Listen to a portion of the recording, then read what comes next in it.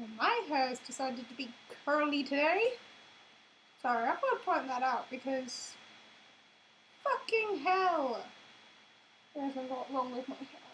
I need to get it cut. I need to chop it all off. I'm really tempted. Third video of the day because I'm in a fucking ranty mood now. That's what I do. I just rant and talk and talk and rant. I'm one of those people who sit there in their bedrooms and just talk as if people are actually there listening to you. But they're not listening, are they?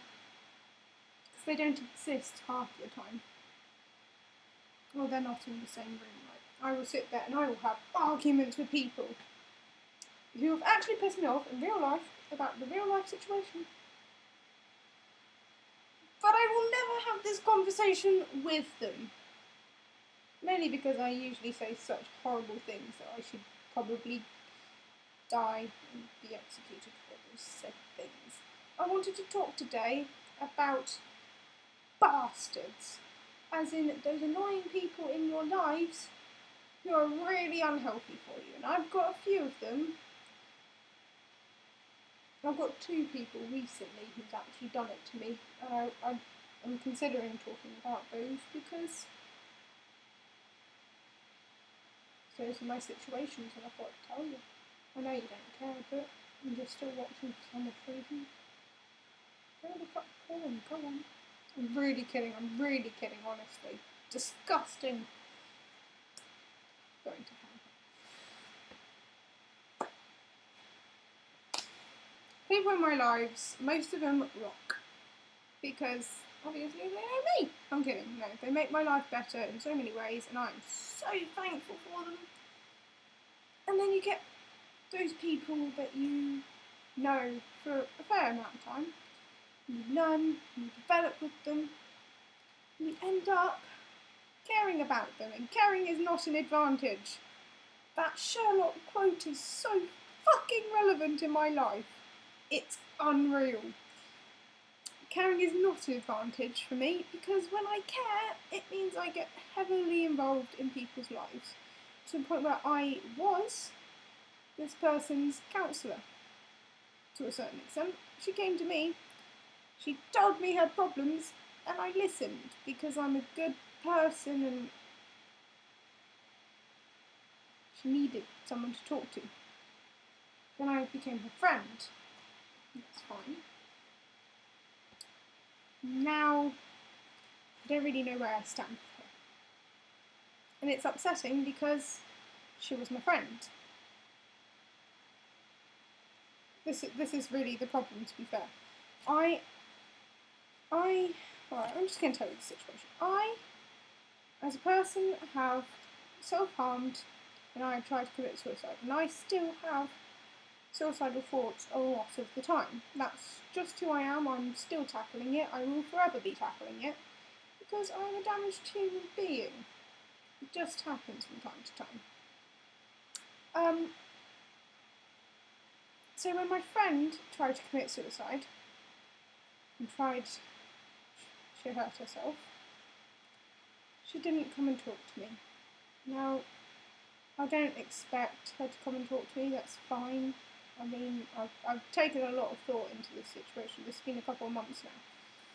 And I took a lot of thought into it because I don't want this to wreck my life. I don't want this to throw off my mental stability. This is just me being a decent human being to myself as well as her. Because obviously I stand there and I get angry. It's not helping either of us and I come out as an arsehole. So my friend, she's tried to do this and I can understand why she didn't tell me. I can understand what was going on in her brain. I can understand it. I would not have tried to stop her had she come to me, because if you really want to die, I believe that you should just do it. I know I help people if they don't want to. If they want help, then I will help them. But I believe people know what they want deep down and you should let them. I know that says something for the person who has tried to commit suicide before. Oh Christ, Jade. Not many people know this. I've just put it on the internet. This could be interesting. So, my friend. My friend did go to someone though. She went to my ex. And that's fine because they were friends, they were close. He's a great guy.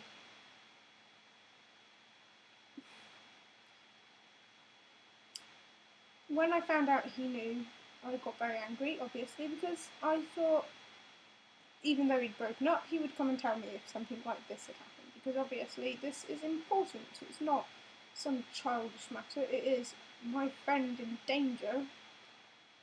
I would have liked a heads up. So I sit there and I get really angry with him. And he has the audacity to say shit just to talk. He told, this is one line that was particularly fucking awful for him, and I thought he should die for this. Obviously he shouldn't, because that's a bit mean of me to say that, but at the time I was so fucking pissed with this line. Do you remember how hard it was for you to tell me that you'd done those things? That's being a cunt! I'm sorry, that's awful. I'm trying not to swear, but doesn't count. He pulled that line on me, and the moral of this story is keep those you trust people. Honestly, people are great sometimes, but always be wary of people, because people have the ability to hurt you. People will always hurt you. It's those who make up for that, and those who go too far, and you've got to find that fine line. You've got to realise who are poison for you, because at that point in our relationship, me and my ex were trying to be friends, and at the time actually considering going back out, getting back together. But he pulled that line on me. That was a done deal. How dare you? No. Because I knew that if I went out with him again, or I even tried to be friends with him again, that would be poison for my life, and that would hurt me in the long run, mess me up in the short term, and it just wouldn't be good for me. Who does that? Who gets back with someone or be friends with someone after they pull that line? It's just common sense, but obviously we don't use common sense as human beings a lot because we are emotional, and it's really hard to reduce us down to basic thoughts and basic common sense doesn't really exist because we are such humans.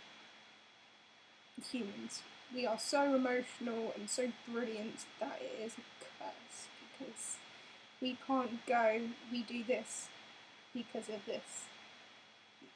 In psychology, you can't reduce us down to certain processes and certain characteristics because we're human. We're brilliant and messed up and all bundles of crap and joy and amazingness. You can't do it. And unfortunately that means that life is very complicated, and over time we will develop on our own little singular person path. We do not develop as a whole because we are different in our own little special ways. We will react to things differently. And this unfortunately means that I cannot give you much advice on how to live your life. I will try, trust me, I think I will do this ranting thing more often. It's quite good for the soul.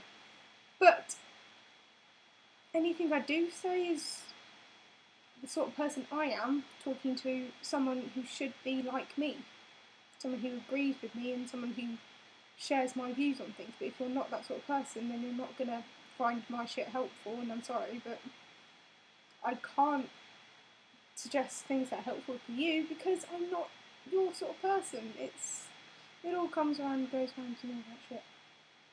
So I'm going to love you and leave you, my beautiful viewers, because I'm really surprised anyone's actually watched these. I'm going to go because I should be doing studying, but oh well. And just remember, keep those you love and cherish close to you, and know who to forgive, because people will always fuck up. It is a rule. We are human, we make mistakes. It's knowing what mistakes are okay and what are just truly just too much for you to handle emotionally and mentally. And don't ever think that you are a bad person for doing something that others will say is selfish or childish. If you say, yeah, but it's good for me, so what really is the point? Don't make yourself unhappy. There really is no point. I'm gonna go. This has been Charlie and one of my 3 rants of the day. Yay! Goodbye, my lovely people.